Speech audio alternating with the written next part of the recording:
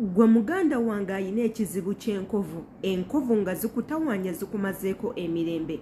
Vidiyo eno giwulirize bulungi nnyo n'obwegendereza, bye ngenda okugamba obikozese bulungi, obitabule bulungi. Muganda wange mu mwezi gumu wonooba otaddemu amaanyi nga toyosezzaamu yadde n'omulundi n'ogumu, nga ne bye tukuwadde obikozesezza nga bwe tugambye, ate era ng'obitabudde nga bwe tugambye, ogenda kufunawo enjawulo. Enkovu ezo zigenda tandika okuba nga zifeedinga, kubanga gy'ogenda okukoma okukozesa eno remedy gye ngenda okuwa, ogenda kubanga ozileetera okufeedinga.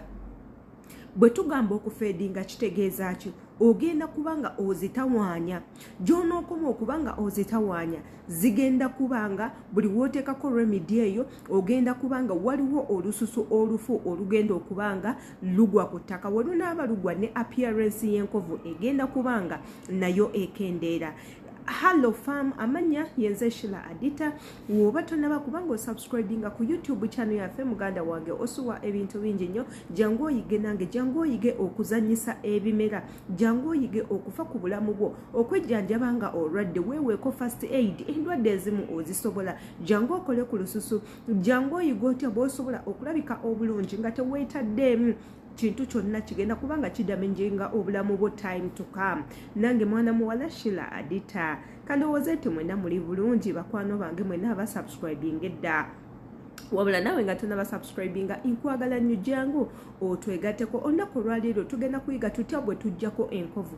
Nga tetunnaba kugenda wala, waliwo ebika by'enkovu katubyogereko. Waliwo enkovu nga zaaleetebwa accident, waliwo enkovu ezaaleetebwa obulwadde nga namusuna, waliwo enkovu ezireetebwa just nga skin rashes ne zijja ne zifuuka enkovu mu maaso go. Waliwo enkovu ezijja nga zireeteddwa embalabe ezo n'ozisuna n'osigaza enkovu. Kati nno tugenda kudiiringa n'enkovu zineeno ennyangu okuggyako. Enkovu ezireeteddwa accident, ekintu nga kikutemye ne kikuyingira munda, enkovu ez'okuzaala nga bakusaze busaze muganda wange, ezo enkovu si nnyangu za kuvaawo, ziba zeetaaga kuvaawo medicale nga bakoze surgery, oba nga oyina aska removal ze bakuwadde eziri medicale okuva mu ddwaliro nga dermatologist yazikuwadde. Wabula ffe tugenda koza ebintu bya bulijjo okuggyako enkovu ennyangu ezireeteddwa obulwadde, enkovu nga namusu ezireeteddwa namusuna, enkovu ezizze obuzzi nga zambalabe,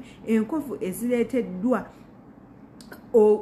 ezireeteddwa obukyafu obuli mu mubiri ze tugenda okuba nga tuggyako ennyangu okuggyako, ze tugenda okubanga tujjako osobole okubanga ozejjako. Enkovu ezo tugenda zijjisaako ebintu ebyawaka, tugenda kubanga tukozesa omunnyo, tugenda kuba tukozesa olive oil, tugenda kubanga tukozesa ne lemon juice. Tutabule remedy eno ebeere nga ekkolera bulungi nnyo. First tugendeko mu batya bwe tulina okutabula, naye nga tetunnaba kugenda mu vidiyo eyaddala ekinusu wekiva. Nkujjukiza muganda wange subscribinga ku eno YouTube channel, akade kabeerawo kakonemu, bajja kuba bakuwa message bwe tuteekawo vidiyo empya. Wabula nga ate tyotalina kwerabira kwe kukomentinga vidiyo woba ogifunyemu ekyamakulu, comment down below. Teweerabira tuwaayo ka like nga naffe kiba kituzaamu amaanyi. Vidiyo girabe, gy'okoma okugiraba abantu abalala nabo bajja kubanga bajja bakweyungeko balabe biki ebiri mu vidiyo. Katutandike okutabula remedy yaffe. Nga bwe mbagambye okusooka,